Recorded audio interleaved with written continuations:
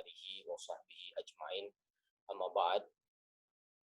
Bapak Ibu yang dimuliakan Allah Subhanahu wa taala, insyaallah di kesempatan yang mulia ini, di bulan Ramadan yang diberkahi ini, kita manfaatkan untuk ta'lim.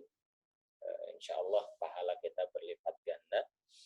Nah, di hari ini insyaallah kita akan sama-sama memutolaah kitab Tafsir Munir karya almarhum Syekh Wahbah Zuhaili. Syekh Wahbah ini guru dari guru kita Kiai Haji Rafiqul A'la. Dulu pernah ke kajian ya Kang Egi di kementerian, di kantor. Syekh Wahbah membuat tafsir namanya Tafsir Munir. Itu penelitian beliau selama kurang lebih 30 tahun kalau tidak salah. Dan kita akan coba bahas tafsir beliau. Bismillahirrahmanirrahim. Qala al-mu'allif rahimahullah ta'ala wa nafa'ana bihi wa bi ulumihi wa bi ulumikum wa bi sairil muslimin fid dharain amin ila anqal. Surat ini dinamakan surat Ar-Rahman, ya. Diturunkan diikhtilafkan oleh para ulama. Ada yang mengatakan turun di Makkah, ada yang mengatakan turun di Madinah. Tapi yang masyhur itu para ulama mengatakan di Madinah. Ini berdasarkan hadis yang diriwayatkan oleh Urwah bin Zubair. Ya. Beliau mengatakan, awwalu man jaharul Qur'an bi Makkah ba'dan Nabi sallallahu alaihi wasallam Ibnu Mas'ud. Jadi di Mekah itu orang yang pertama kali membacakan Quran secara terang-terangan setelah Nabi Muhammad itu adalah Sayyidina Ibnu Mas'ud. Nah, karena beliau terkenal suaranya indah sekali. Nah, walaupun fisik beliau itu kakinya kurang sempurna begitu, tapi suara beliau indah. Dan beliau termasuk kibarus sahabah, sahabat besar. Nah, satu hari para sahabat, an-sahabah qalu, mereka mengatakan begini, ma sami'a Quraisyun hadzal Qur'an, ma sami'at Quraisyun hadzal Qur'an yujhar bihi qattun. Jadi kata sahabat, orang Quraisy ini katanya belum pernah dengar Al-Qur'an dibacakan secara terang-terangan di depan mereka. Faman rajulun yusmi'una. Ada enggak yang mau bacakan kepada mereka? Maka kata Ibnu Mas'ud, ana, saya mau. Tapi sahabat menolak, kata sahabat, jangan kamu, kita khawatir kalau kamu yang baca. Soalnya orang Quraisy kan memang sangat menentang dakwah Rasulullah. Ya. Para sahabat ingin orang yang punya kedudukan, supaya kalau orang Quraisy nggak suka, itu nggak macam-macam. Tapi karena Ibnu Mas'ud ini tetap ingin, akhirnya beliau bacalah surat Ar-Rahman. Bismillahirrahmanirrahim. Ar-Rahman 'allamal Qur'an, dan seterusnya, sampai orang Quraisy mendengar, kemudian mereka marah. Kemudian dipukullah Ibnu Mas'ud ini sampai nampak bekas pukulan di wajah beliau. Nah, ini menjadi jelas bahwa surat Ar-Rahman ini turun di Mekah. Jadi yang masyhur menurut jumhur di Mekah.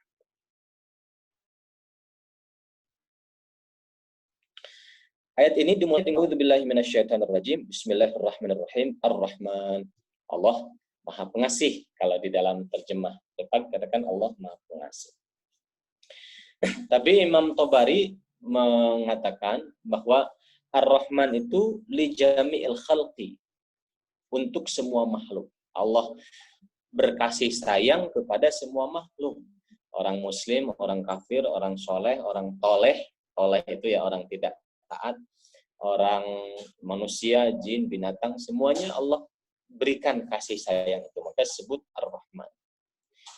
Kalau Ar-Rahim itu kasih sayang yang khusus kepada orang mukmin.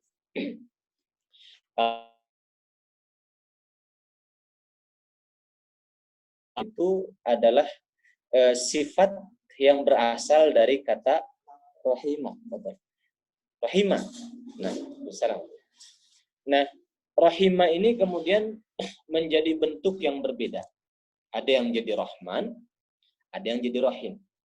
Nah, Rahman itu mengikut wazan fa'lan. Fa'lan itu fungsinya untuk sifat yang mutajaddid. Mutajaddid yakni temporal. Seperti atsyan, lapar, haus, ghadban, kemudian marah, kemudian jau'an, lapar. Itu kan temporal. Kalau lapar kan nggak akan selamanya, pasti kalau sudah makan kenyang. Haus juga kadang datang, kadang hilang. Nah, maka Rahman sifat yang untuk sementara. Kalau Rahim itu lebih kekal, subut. Sifat dibentuk dalam bentuk fa'il itu lebih kekal. Contoh, misalnya Karim, mulia, Tawil, panjang, Jamil, Tawil, tinggi, Jamil, ganteng. Ya kan, sifatnya lebih kekal. Beda dengan fa'lan tadi. Maka para ulama menyimpulkan apa yang temporal dalam kehidupan ini tentu dunia. Terus apa yang kekal tentu akhirat. Maka sifat Rahman adalah sifat Allah yang berkasih sayang di dunia pada orang muslim, pada orang kafir, pada makhluk apapun, sifat Rahman. Nah, kalau sifat Rahim, sifat kasih sayang Allah di akhirat yang kekal. Maka khusus kepada orang mukmin saja. Itu latar belakang tafsirnya seperti itu. Ar-Rahman, allama al-Quran, allama Allah mengajarkan Al-Quran. Ya. Imam Syekh Wahbah mengatakan, maksudnya innallaha al-wasi'ur rahmah li khalqihi, Allah yang luas kasih sayang kepada makhluknya di dunia wal akhirat, di dunia dan akhirat, anzala ala abdihi Muhammadin sallallahu alaihi wasallam al-Quran. Allah turunkan Quran kepada Nabi Muhammad li ta'limi ummatihi, untuk mengajarkan kepada umatnya. Dijadikanlah sebagai bimbingan untuk manusia. Dan juga Quran ini mudah dihafal. Sebetulnya mudah dihafal. Kemudian mudah difahami kepada orang yang Allah berikan kemudahan tentu saja. Nah, ini kata alama ini punya objek dua sebetulnya. Mengajarkan itu punya objek dua. Contoh, saya mengajarkan matematika kepada Zaid, kan dua. Matematika kepada Zaid, dua objek. Bahasa Arab misalnya, alamtu, saya mengajarkan Zaidan, si Zaid, ar-riyadiyat, matematika. Dua objek. Tapi di sini cuma disebutkan satu objeknya, allamal Qur'ana. Allah mengajarkan Quran. Terus satu objek lagi apa? Nah, maka para ulama mengatakan satu objek lagi adalah manusia, jin, dan malaikat. Allah ajarkan manusia, jin, dan malaikat tentu Al-Quran. Gitu. Jadi Allah mengajarkan makhluk yang Allah kehendaki, gitu maksudnya. Itu objek pertama, Al-Quran. Itu objek kedua. Jadi objek pertamanya disimpan. Nah, kata Syekh Wahbah, ini kan surat Ar-Rahman ini menjelaskan nikmat Allah nih. Makanya awalnya Ar-Rahman. Nah, tadi ada yang terlewat, Ar-Rahman itu kata Imam Al-Baihaqi adalah pengantinnya Al-Quran. Aja dalam hadis sebutkan likullu syai'in arus. Setiap segala sesuatu itu ada pengantin. Nah, wa arusul Quran Ar-Rahman, dan pengantinnya Quran itu Ar-Rahman. Oke. Saking indahnya susunan surat Ar-Rahman kalau kita baca, sehingga disebut arusul Quran, pengantinnya Al-Quran. Baik, lanjut lagi. Kenapa ayat kedua disebut allamal Quran, mengajarkan Quran? Karena Ar-Rahman ini ingin menjelaskan nikmat-nikmat Allah yang diberikan kepada kita. Nah, sehingga ada ayat fabi ayyi ala rabbikum tukadiban. Maka nikmat pertama yang paling besar, yang levelnya paling tinggi yang kita dapatkan sebagai manusia adalah Al-Quran. Nah, makanya turun tuh ayat keduanya, allamal Quran, Allah mengajarkan Quran. Jadi nikmat terbesar yang diberikan kepada manusia adalah Quran. Sekarang coba kita bayangkan kalau Quran ini tidak ada. Betapa gelapnya kehidupan manusia. Ya. Ini ada satu ungkapan begini. Syekh Ali Jum'ah di dalam kitab Kalam Thayyib pernah ditanya, apakah kita ini manusia ini musayyar atau mukhayyar? Musayyar itu oleh Allah ditakdirkan sedemikian rupa sehingga tidak punya pilihan di dalam hidup. Musayyar. Atau mukhayyar, atau boleh memilih, milih A, milih B, milih benar, milih salah, milih lurus, milih belok. Apakah musayyar apa mukhayyar? Kata Syekh Ali Jum'ah, dua-duanya. Musayyar, kita ditentukan total oleh Allah dalam perkara yang tidak akan dihisab. Contoh, saya lahir dengan wajah seperti ini. Musayyar, saya nggak bisa minta proposal sama Allah. Misalnya saya pengen ganteng seperti artis fulan, nggak bisa. Sudah ditentukan. Saya lahir dari ayah saya yang fulan, ibu saya fulana. Musayyar. Tanggal sekian saya lahir. Saya lahir jadi warga negara Indonesia yang seperti ini. Warga 82 gitu. Indonesia gitu. Nah, musayyar. Saya lahir jadi laki-laki. Musayyar. Sama Allah nggak dikasih pilihan. Nah, itu tidak akan dihisab. Tapi di sisi lain, kata Syekh Ali Jum'ah, kita mukhayyar, dikasih pilihan. Saya apakah mau punya profesi apa? Pilihan. Saya menentukan sendiri. Saya apakah mau jadi orang Islam? Kan pilihan. Saya apakah mau ibadah dengan baik? Pilihan. Dan seterusnya. Termasuk misalnya di musim seperti ini mau keluar atau banyak di rumah, kan pilihan. Nah, orang barat, kata Syekh Ali Jum'ah, nah mohon maaf sebelum ke situ, nah pilihan ini ada hisabnya. Kalau tadi kan musayyar seperti saya wajahnya begini, lahir dari keluarga begini, warga Indonesia, laki-laki, itu nggak ada hisabnya, musayyar. Kalau mukhayyar, yang pilihan-pilihan tadi itu ada hisabnya. Nah, orang barat dia itu karena meyakini bahwa manusia yang menentukan segala-galanya, dia memaksa yang musayyar jadi mukhayyar. Contoh misalnya di barat itu ada ganti kelamin, boleh. Kan? Atau misalnya nikah sesama jenis, misalnya. Ganti kelamin laki-laki jadi wanita, wanita jadi laki-laki. Nikah sama jenis dan sebagainya. Jadi sesuatu yang, atau operasi plastik, hidungnya supaya jadi begini, matanya jadi begini, dan sebagainya. Sama juga orang Korea yang kita lihat ganteng-ganteng, cantik-cantik, katanya kan banyak operasi plastik. Sesuatu yang sudah Allah tetapkan kemudian dirubah, karena merasa manusia mampu merubah segala-galanya. Katanya di Thailand kelamin itu sampai 20 katanya. 20 jenis kelamin. Allah alam apa betul. Di kita kan cuma laki-laki perempuan. Nah, itu seperti itu. Nah, sekarang kita terbayang apabila Quran ini tidak ada dalam kehidupan manusia. Bagaimana kacaunya kehidupan dengan cara pandang yang seperti itu. Itulah Allah anugerahkan Al-Quran supaya kita ini hidup teratur dan seimbang. Mana yang kira-kira bisa kita lakukan, mana yang kira-kira sebetulnya kita tidak akan dihisab akan hal itu, kita ridho dengan ketetapan itu. Nah, itu. Jadi sehingga karena nikmat Quran, nikmat yang sangat besar, disimpan oleh Allah. Ayat kedua, Ar-Rahman 'allamal Quran. Nah, itu nikmat kedua. Nikmat ketiga, khalaqal insan. Allah ciptakan manusia. Allah ciptakan kita sebagai manusia. Nikmat dari Allah Subhanahu wa taala. Dengan segala kesempurnaan bentuk penciptaannya dibanding hewan, tentu saja sempurna manusia. Allamahu, allama, Allah menciptakan manusia itu al-bayan.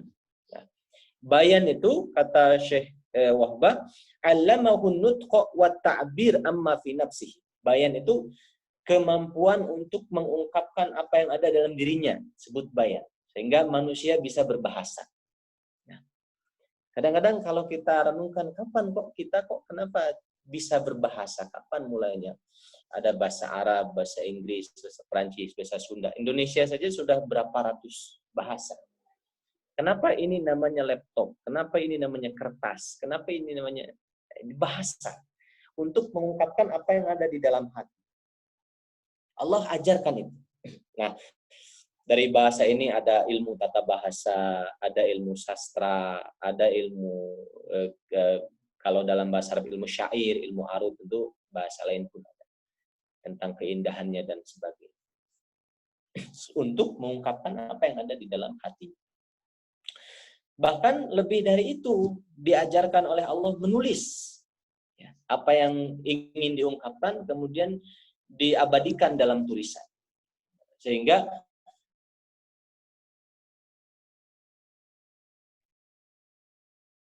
yang menjadi ide pemikiran ada naskah ya, sekarang di perpustakaan diterbitkan oleh para ulama naskah-naskah sehingga jadi kitab-kitab yang kita temukan sekarang.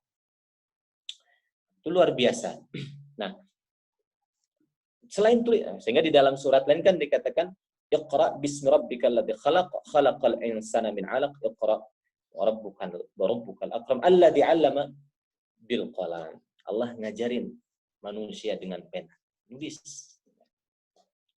Juga untuk mengekspresikan kita diajarkan oleh Allah hakikatnya seni. Mengekspresikan tidak hanya dengan ucapan, tidak hanya dengan tulisan, tapi dengan gambar. Orang melukis. Perasaannya diekspresikan dalam lukisan. Bagaimana kemarahan dia, rasa cinta dia, rasa bahagia. Atau dalam gerak tubuh. Kenapa harus ada orang bisa menari? Ada simbol di situ. Atau dalam musik. Nah, instrumen musik itu walaupun nggak ada kata-katanya, cuma musik saja, tapi menggambarkan kesedihan, kebahagiaan, dan sebagainya. Itu kan luar biasa. Atau juga isyarat. Orang yang tidak bisa bicara, bisa pakai bahasa isyarat. Jadi, maka Allah firmankan, Allamahul bayan. Allah ajarkan pada manusia bayan, kemampuan berekspresi dalam segala bentuknya. Nah, ini nikmat yang berikutnya dari Allah Subhanahu wa Ta'ala. Sehingga dengan kemampuan ekspresi ini manusia saling berhubungan satu sama lain, saling mengenal, saling mengungkapkan kebutuhannya apa, perasaannya apa dalam berbagai bentuk. Kemudian kata Allah asyamsu wal qamaru bihusban. Nikmat yang berikutnya asyamsu matahari wal qamaru dan bulan bihusban dengan perhitungannya. Yani kata beliau, kata Syekh Wahbah tafsirnya inna syamsal musyriqatal mudi'ah lin-nahar. Matahari yang terang benderang di siang hari, wal qamara nurul lail dan bulan cahaya di malam hari, yajriyan bihisab daqiq munazzam. Dia itu berjalan dengan perhitungan yang sangat detail, yang sangat teratur. Nah, insyaallah kita semua sudah memahami ini. Sudah jutaan tahun matahari tidak bergeser dari tempat peredaran. Bulan juga tidak bergeser dari tempatnya. Beredar seperti apa adanya. Nah, tentu saja ada yang mengontrol, tidak mungkin tidak ada yang mengontrol. Nah, seperti kita misalnya punya motor. Nah, kerasa motor ini rusak kalau sudah jalannya oleng misalnya, kalau sudah mogok. Tapi kan kalau matahari dan bulan itu menunggu adanya rusak dulu kan malah hancur dunia. Nah, Allah senantiasa memperhatikan sehingga sama sekali tidak ada kerusakan padanya. Nah, gitu. Nah, dengan keteraturan inilah kita bisa mengetahui ikhtilaful fusul kata Syekh. Perbedaan cuaca. Ada yang 4 musim, ada yang 2 musim di kita. Kemudian ada di syuhur, bilangan bulan. Kemudian as-sinin tahun, ini tahun sekian, tahun sekian, tahun sekian. Mawasimiz zira'ah, kemudian musim bercocok tanam. Ini musim ini cocok nanam ini, nanam ini, nanam. Kemudian ajalil muamalat juga muamalat yang lain. Li'ila fi Quraisyin ila fihim rihlatash syita'i was-shayf. Nah, orang Quraisy kalau musim panas Ya, mereka pergi ke ke Syam, ke Syria, ke Palestina. Musim dingin ke Yaman, seperti itu. Itu karena ada itu. Kemudian juga untuk a'marin nas, orang jadi tahu umurnya berapa, usianya berapa, dan sebagainya.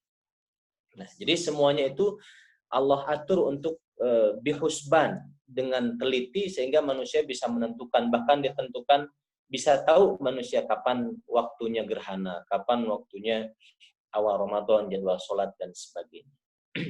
Ya. Dan dengan ketelitian ini misalnya ada orang mengatakan matahari kan ke bumi ini 92,5 juta mil jaraknya. Ya kalau misalnya terlalu dekat bisa hangus terbakar bumi kita. Kalau terlalu jauh bisa beku kedinginan. Juga bulan juga terkait sama pasang surut laut gitu. Kalau bulan terlalu jauh mungkin bisa pasang, atau terlalu dekat bisa pasang, bisa meluap gitu air laut, kemudian banjir dan sebagainya. Jadi nikmat yang berikutnya dari Allah Subhanahu wa taala. Kemudian wan najmu. Najmu itu kan ada mengatakan bulan, tetapi di dalam tafsir bukan. Dalam hal surat ini an-najmu itu terkait dengan syajar, pohon.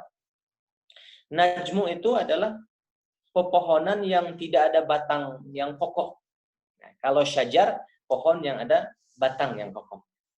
Jadi bunga-bungaan, ya najmu. Atau sayur-sayuran, atau daun-daunan, najmu. Kalau yang ada batang yang kokoh, itu syajar. Ya. Wan najmu, ditafsirkan tumbuh-tumbuhan. Gitu. Wasyajaru, dan pepohonan. Yasjudan, keduanya sujud, yakni keduanya tunduk. Ya. Maksudnya najm itu an-nabatul ladzi la saqalah. Jadi najmu itu pepohonan yang tidak ada batang yang kokoh seperti pohon pada umumnya. Kalau syajar dia punya sak. Nah, dua-duanya tunduk kepada Allah Subhanahu wa taala. Kalau ditanam misalnya kita pohon biji dari biji mangga, kita nanam biji mangga gedong. Yang jadi ya mangga gedong, tidak jadi mangga gincu misalnya. Walaupun bijinya sama seperti itu. Atau tidak jadi misalnya mangga golek misalnya, mangga harum manis. Jadi semua taat kepada sistemnya Allah Subhanahu wa taala. Sehingga manusia mempelajari, kemudian bisa melakukan rekayasa terhadap tumbuh-tumbuhan ini, dikawinkan dan sebagainya. Gitu. Wan najmu wasyajaru yasjudan. Was-sama'a dan langit. Rafa'aha, Allah tinggikan langit tersebut. Allah tinggikan, tidak ada tiangnya. Ya, di dalam surat Al-Mulk sebutkan farji'il basara hal tara min futur. Ya, lihat lagi katanya langit itu. Adakah langit itu min futur? Retak-retaknya kata Allah. Nggak ada retaknya. Di kesempurnaan ciptaan Allah. Nah, kan langit ini tidak ada tiangnya. Rafa'aha, Allah tinggikan. Wa wada'a, dan Allah letakkan al-mizan. Al-mizan di dalam tafsir Ibnu Katsir sebutkan al-adl. Allah tegakkan keadilan. Atau dalam tafsir lain mizan yakni keseimbangan. Setelah dijelaskan dari awal sampai akhir beberapa nikmat-nikmat Allah yang teramat besar tadi, Allah jelaskan wa wada'al mizan. Allah letakkan keseimbangan. Nah, karena ada keseimbangan itulah segala sesuatu di alam semesta ini bisa berjalan dengan baik, tidak hancur. Makanya dilanjutkan alla taqwaw fil mizan. Karena Allah sudah memberikan nikmat keseimbangan yang luar biasa di alam semesta untuk kita sebagai manusia, Allah firmankan alla taqwaw, janganlah kamu taqwaw, melampaui batas fil mizan, di dalam keadilan, di dalam keseimbangan. Jadi mesti ada keadilan bagi kita di dalam kehidupan kita. Ada keseimbangan dalam kehidupan kita. Sebagai takhallaqu bi akhlaqillah, kita mencontoh akhlaknya Allah. Allah letakkan keseimbangan di alam semesta, Allah ajarkan supaya kita alla tatghaw fil mizan. Jangan berlebihan melampaui batas dalam keseimbangan.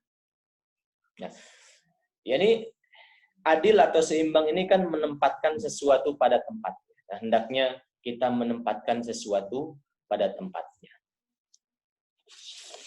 Nah, ini. Kemudian wa aqimul wazna, dan tegakkanlah timbangan bil qisti dengan adil. Ya, neraca timbangan dengan adil, jangan lebih, jangan kurang. Sama seperti tadi, menempatkan sesuatu pada tempatnya. Wala tukhsirul mizan, dan jangan mengurangi timbangan. Gitu. Baik timbangan yang sifatnya terlihat seperti timbangan yang bentuknya kail dan wazan. Kail itu timbangan seperti ukuran ukuran mud kalau kita zakat. Kalau wazan itu timbangan seperti kilogram, seperti liter, seperti panjang pendek dan sebagainya. Supaya tidak mengurangi, adil. Tapi juga bisa bermakna timbangan yang lain. Misalnya kita menimbang berbagai hal dalam kehidupan kita. Menimbang berbagai konflik yang diajukan oleh dua orang yang berseteru, mana yang lebih, mana yang dia itu benar dan dia itu salah dan sebagainya. Maka dalam Quran Allah berfirman dalam ayat ini, wazinul qistas bil al-mustaqim. Tegakkan timbangan itu secara lurus, secara benar. Gitu. Ya. Sehingga keseimbangan ini, ada ulama mengatakan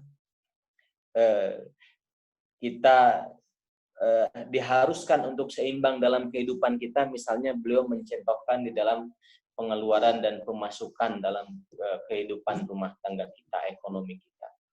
Ketika punya dana sekian, jangan sampai pengeluaran lebih besar dari pemasukan, besar pasak daripada tiang misalnya. Atau beliau mencontohkan ketika kita punya penghasilan sekian, bagaimana kita mengatur putra-putri kita, jangan sampai misalnya putra-putri terlalu banyak, setahun satu gitu misalnya. Padahal penghasilan terlalu dikatakan seadanya gitu, sehingga menyebabkan kesulitan ekonomi. Jadi bisa diatur gitu, bukan cukup dua gitu, tapi diatur. Ya, apabila bisa lebih diatur seperti itu. Nah, itu seperti itu. Kemudian Allah berfirman kembali, wal ardo, dan bumi, wada'aha, Allah menciptakan bumi itu lil anam, untuk manusia, anam. Nah, manusia ini punya banyak pengungkapan dalam bahasa Arab. Ada namanya bashar, ada namanya al-ins atau insan, ada namanya nas, ada namanya anam. Nah, kalau bashar itu kan asal katanya dari kulit bashar. Nah, kenapa manusia itu disebut bashar, yang asal katanya itu dari permukaan kulit bashar? Karena manusia itu kan kulitnya lebih nampak daripada bulu. Beda kalau hewan. Kalau hewan seperti monyet misalnya bulu-bulunya banyak, lebih tertutup kulitnya. Atau seperti kucing, seperti domba, ada wool dan sebagainya.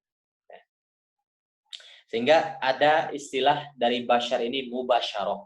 Mubasyarah, bersentuhan kulit. Ini untuk menggambarkan hubungan badan suami istri. Secara halus katakan mubasyarah. Dari bashar ini berkembang juga ungkapan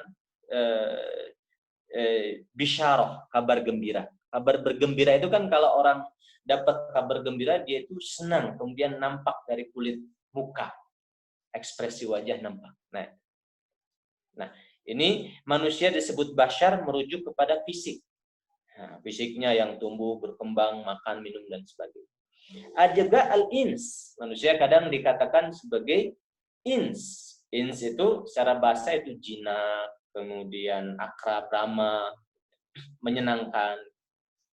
Ini manusia dikatakan ins merujuk kepada sifat perilaku manusia sebagai makhluk yang sosial, kerjasama, kemudian berkerumun, bersosial, saling membantu, berkelompok dan sebagainya. Ada juga nas. Manusia sebut nas, minal jinnati wan nas. Nas itu merujuk kepada sifat manusia yang terus bergerak, gitu, tidak dinamis, gitu. Atau nas juga ada ulama mengatakan dari nasia, lupa. Ini sifat manusia yang memang lupa. Ada juga anam. Anam itu asal katanya dari wanam atau dirubah untuk takhfif, untuk meringankan jadi anam. Yani anam itu asal katanya mengeluarkan suara dari dalam dirinya. Maka manusia sebut anam. Nah, maka disebutkan wal arda wada'aha lil anam. Bumi ini Allah letakkan, Allah ciptakan untuk manusia. Di semua ditundukkan untuk manusia. Fiha, di bumi ini fakihatun, ada buah-buahan. Nikmat yang berikutnya. Wan nakhlu, ada pohon korma. Zatul akmam, yang punya yang punya kuncup bunga. Sebelum jadi pohon korma kan kembang dulu. Atau disebut kafur. Di dalam hadis kemarin tentang jenazah, Rasulullah memerintahkan mencampur air ketika putrinya meninggal, campur air dengan kafur, dengan bunga korma supaya antiseptik. Nah, wan nakhlu dzatul akma, yang punya kuncup bunga. Wal habbu, dahab, biji-bijian, termasuk beras, termasuk gandum, termasuk kacang-kacangan, biji-bijian. Dzul asfi war raihan. Dzul asfi war raihan. Biji-bijian ya. Dzul asfi war raihan, yang memiliki raihan, wangi-wangian. Ya. Ya. Kalau asfi itu wahwa baqal azra. Tongkol. Asfi itu kalau mau jadi buah, kalau kita lihat misalnya pete gitu kan, kalau mau jadi pete kan ada tongkolnya dulu. Nah, itu namanya asfi. Jadi wal habbu, dan biji-bijian ketika tumbuh dzul asfi, dia kalau mau jadi buah ada tongkolnya dulu. Waraihan, dan tumbuhan yang punya wangi-wangian. Ada mawar, ada apalagi bunga sepatu, ada macam-macam tumbuh-tumbuhan yang punya wangi-wangian. Semua nikmat dari Allah Subhanahu wa taala yang disebutkan, sehingga terakhir Allah firmankan fa bi ayyi ala rabbikuma tukadziban. Fa bi ayyi, dan dengan yang mana? Ayyi itu yang mana? Ala itu nikmat. Jadi ayyi ala itu maksudnya dengan nikmat yang mana? Rabbikuma, yang berasal dari Tuhan kalian berdua, maksudnya jin dan manusia. Tukadziban, kalian mendustakan. Jadi nikmat yang mana yang akan didustakan setelah disebutkan nikmat-nikmat yang tadi. Ini Allah mengingatkan kepada kita supaya bersyukur kepada Allah Subhanahu wa taala atas nikmat yang Allah berikan kepada kita. Alhamdulillah, diantaranya kita bisa merasakan nikmatnya sinar matahari, dan nikmatnya berbicara, nikmatnya dan sebagainya. Masih ada waktu, Kang Igi? Siap, Ustaz. Mohon izin, Ustaz. Mungkin nanti dilanjutkan besok, insya Allah. Kita ke sesi tanya jawab aja, boleh, Ustaz? Baik, insya Allah. Siap. Sudah ada beberapa pertanyaan, Ustaz, yang masuk. Yang pertama itu, lukisan bagaimana yang boleh dan yang haram? Demikian juga musik, yang boleh, yang haram itu yang seperti apa, Ustaz? Ya. Pertama musik, ya. Ya. Ketika ditanyakan tentang musik, kita mulai dari musik aja dulu, nggak apa-apa ya. Apakah musik itu haram atau tidak? Kita perlu definisikan. Apa itu musik? Misalnya di dalam KBBI misalnya disimpulkan musik itu adalah suara yang diatur sedemikian rupa sehingga menimbulkan harmoni gitu kan, musik gitu. Apakah mutlak kalau seperti itu suara yang diatur sehingga menimbulkan harmoni ini sebagai suatu yang haram? Enggak mutlak. Contoh misalnya kalau saya baca Bismillahirrahmanirrahim, Alhamdulillahi Rabbil Alamin, itu makom hijaz kata orang. Bismillahirrahmanirrahim, Alhamdulillahi Rabbil Alamin, Ar-Rahmanirrahim, itu kata orang makom bayati, ya kan, atau sobah misalnya. Atau misalnya jiharkah misalnya, atau misalnya ada lagi apa namanya sikah misalnya, dan seterusnya, maqamat dalam bacaan Quran. Kan sebetulnya itu pun musik, mengatur suara sedemikian rupa sehingga harmoni, indah didengar. Kan? Kalau orang mengatakan musik mutlak haram semuanya, nah nanti baca Quran gimana? Nah, sehingga ulama memperinci, ada yang mengatakan, yang pertengahan mengatakan musik itu tidak haram mutlak, tapi melihat kepada efek yang dirasakan oleh pendengar. Kalau pendengar kemudian terdorong untuk berbuat maksiat, berbuat dosa, tentu haram musik. Misalnya kita pernah dengar lagu Aku Sedang Ingin Bercinta Karena, kan ada kamu di sisi, itu kan buruk deh. Atau misalnya ya lagu-lagu sekarang yang kemudian anak-anak hafal, kemudian mungkin bisa mempengaruhi pikiran mereka. Haram musik seperti itu. Tapi kalau musik yang mengingatkan kita kepada orang tua, kepada Allah, itu boleh, tidak apa-apa. Pada kehidupan dan sebagainya boleh. Tentu saja ini yang pertengahan, pendapat yang pertengahan yang kita ambil. Ada juga pendapat yang membolehkan secara, yang melarang secara mutlak misalnya.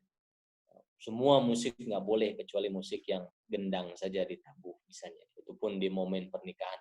Itu saya lebih sependapat dengan yang tengah. Kemudian yang berikutnya tentang gambar. Ya, gambar itu apakah haram atau tidak? Sebagian ulama, itu pun ikhtilaf ulama, kita menghormati perbedaan di antara para ulama.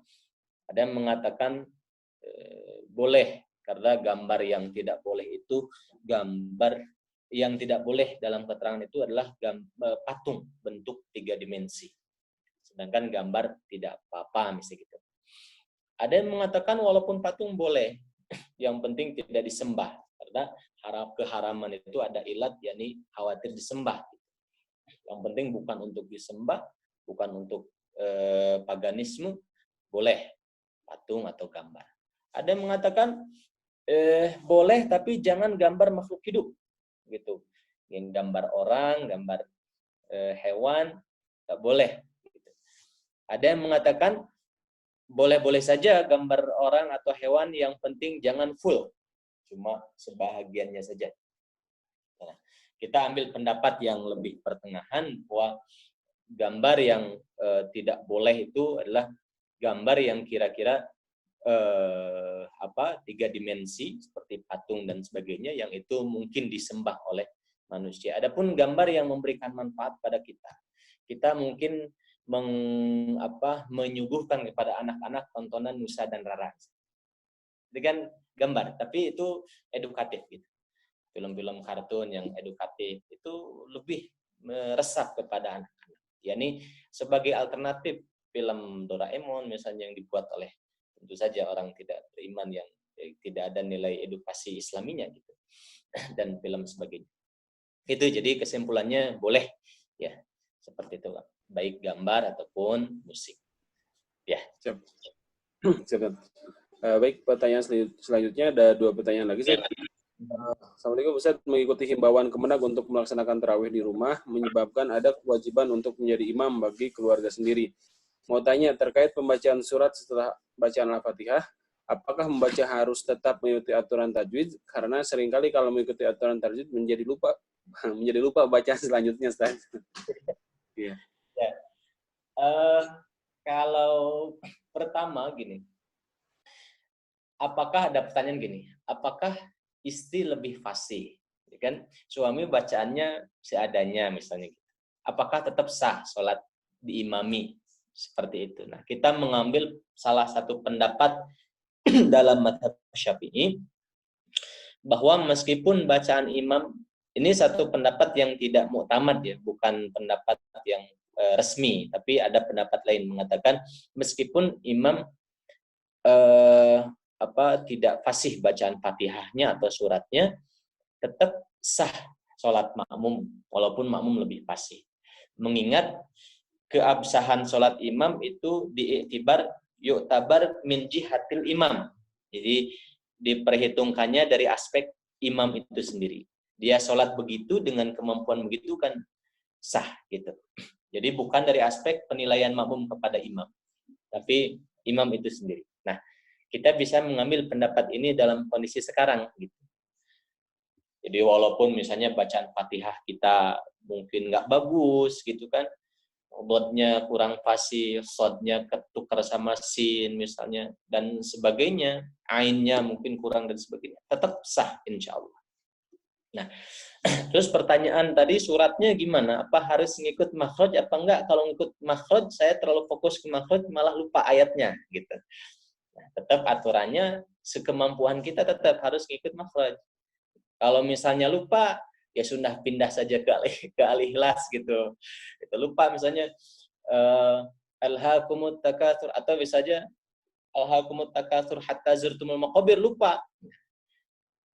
Kita bisa pindah ke surat yang kita hafal gitu. Atau langsung ruku pun tidak masalah.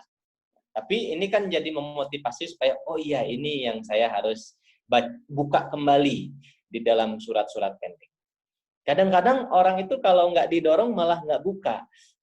Misalnya banyak orang baca tabbat yada abi lahabin watab. Padahal harusnya ditahan watab karena ada tasdid di situ. Tapi banyak orang karena nggak pernah buka lagi, selalu seperti itu bacaannya, tidak diperbaiki lagi. Nah, kita dituntut sekarang untuk melihat lagi surat-surat pendek. Kemudian juga ini adalah kesempatan yang sangat berharga, jangan kita lewatkan. Sehingga ambil pendapat yang membolehkan imam meskipun rusak bacaan, sah bagi makmum. Ambil pendapat ini. Kenapa? Karena ini kesempatan terbaik kita, kapan lagi ngumpul sama keluarga, ngimamin keluarga. Gitu. Sehingga insya Allah bisa kita amalkan baik sholat fardu ataupun sholat sunnah tarawih. Ya. Baik, Ustaz, terima kasih. Intinya ada pendapat yang mengatakan sah tadi. Insya Allah. Ya, mudah-mudahan juga menjadi momen kita karena selama umur hidup kita mungkin Ramadan ini yang kemudian kita bisa full mengimani keluarga kita. Betul, betul. Bapak-bapak imam dadakan. Siap. Pertanyaan selanjutnya, apa hikmah atau makna khusus ayat Fabi ayyi ala'i rabbikuma tukadziban sehingga diulang-ulang sampai 31 kali.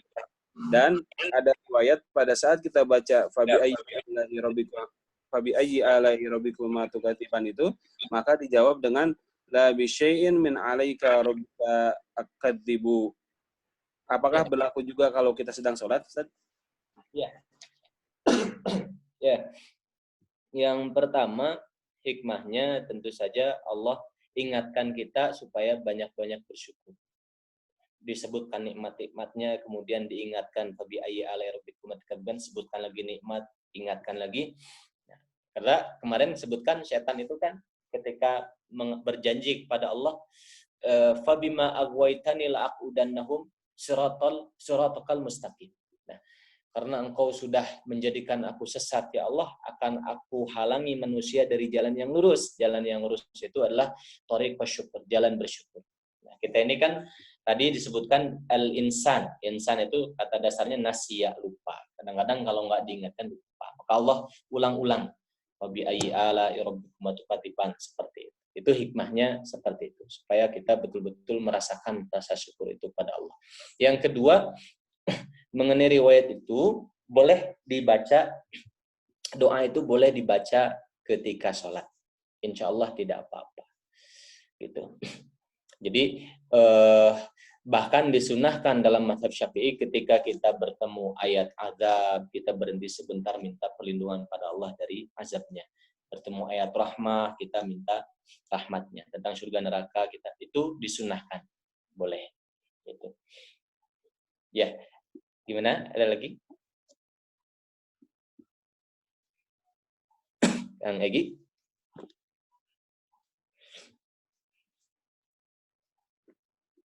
Siap, Ustaz. Ya. Ada Ustaz.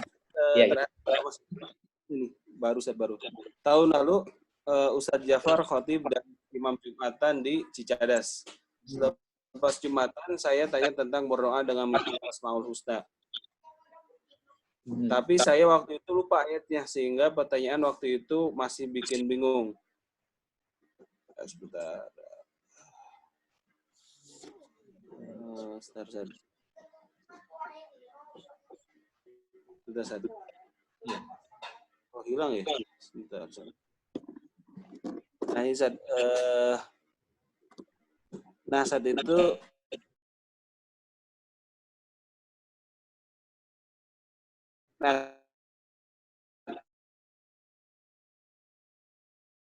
saat ini udah ketemu ayatnya yaitu nah, bagaimana minta pendapat Ustadz kalau berdoa hanya dengan menyebut 99 nama Allah yang baik tersebut? Apakah itu udah cukup? Artinya nggak perlu lagi tambahan minta perlindungan rezeki, kesehatan, dan lain-lain. Ya. Ini jamaah yang dari Cicadas, Ustadz. Murid Ustadz juga, Ustadz dulu. Ya. Insya Allah hanya dengan berdoa begitu pun cukup. Kita bilang ya Rahman, ya Rahman, ya Rahman. Maksud hati kita pengen disayangi oleh Allah, katakan. Kita bilang ya Ghafur, ya Ghafur. Kita ingin disayangi oleh Allah. Tetapi kan mencukupkan dengan itu namanya mempersempit nikmat Allah. Yakni Allah berikan ruang bagi kita untuk berdialog dengan Allah dalam bentuk doa, dan Rasul mengajarkan doa-doa yang tidak hanya Asmaul Husna. Rasul, walaupun Allah tahu kita cukup bilang Ar-Rahman, maksudnya kita pengen disayangi Allah, tahu dan Maha mendengar. Apakah cukup? Cukup kalau kita ingin mencukupkan dengan itu. Ya. Tapi kalau kita ingin melaksanakan yang lebih afdol, nah, maka Rasulullah mengajarkan lebih dari itu. Rasulullah mengajarkan ya Rahman, irhamna birahmatika ya arhamar rahimin. Sebenarnya ada tambahan kasihani kami. Gitu. Bisa aja ya Ghafur, ighfir lana dzunubana, ampuni dosa-dosa kami misalnya, wali walidina dan seterusnya. Yani Rasul mengajarkan kita menjadikan sifat-sifat Allah itu pendahuluan sebelum doa-doa yang terungkap sebagai dialog kita dengan Allah. Itu seperti itu. Kalau pengen afdal ya seperti itu. Tapi kalau kita yang ditanyakan apakah cukup dengan tadi, cukup. Tapi kalau ditanyakannya yang lebih afdal bagaimana? Tadi kita tambahkan, itu pendahuluan doa, habis itu kita tambahkan doa-doa seperti yang diajarkan Rasulullah, bahkan doa yang kita ungkapkan sendiri. Ya Rahman, ya Allah yang Maha Pengasih, misalnya kasihanilah saya, amal saya sedikit, banyak cacatnya, terima ya Allah, dan seterusnya. Itu seperti itu, Kang Egi.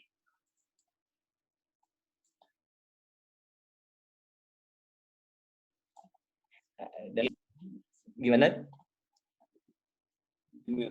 Alhamdulillah, semua pertanyaan yang masuk sudah dibacakan. Insya Allah mungkin kita lanjut besok lagi dengan Ustaz. Insya Allah kita lanjutkan. Ya, mungkin barangkali ada penutup, Ustaz. Cukup, insya Allah. Mudah-mudahan Bapak Ibu semuanya diberikan kesehatan dan afiah oleh Allah Subhanahu wa Ta'ala, dimudahkan, diluaskan rezekinya, diberikan kemudahan untuk keluarganya. Amin ya rabbal alamin. Sekian yang dapat saya sampaikan. Mohon maaf atas segala kekurangannya. Assalamualaikum warahmatullahi wabarakatuh. Waalaikumsalam warahmatullahi wabarakatuh. Terima kasih kepada guru kita Ustaz Jafar Shadiq yang telah menyampaikan kajian tentang tafsir Ar-Rahman. Dan insya Allah besok kajian tafsir tentang surat Ar-Rahman akan kita sambung lagi. bersama guru kita Ustaz Jafar, dan pada asalnya besok seperti kajian besok ada kajian kitab Syama'il Muhammadiyah atau tentang pribadi Rasulullah SAW yang akan disampaikan juga oleh guru kita Ustadz Fadil Al-Maki. Baik, jamaah sekalian, terima kasih kepada Ustadz. Mudah-mudahan Allah menjaga Ustadz selalu sehat agar bisa menyampaikan ilmunya kepada kita, dan jamaah juga mudah-mudahan semakin banyak amalnya, semakin sehat. Mudah-mudahan Allah melindungi kita semua. Sampai ketemu besok insyaallah. Assalamualaikum warahmatullahi wabarakatuh. Waalaikumsalam warahmatullahi wabarakatuh. Warahmatullahi wabarakatuh.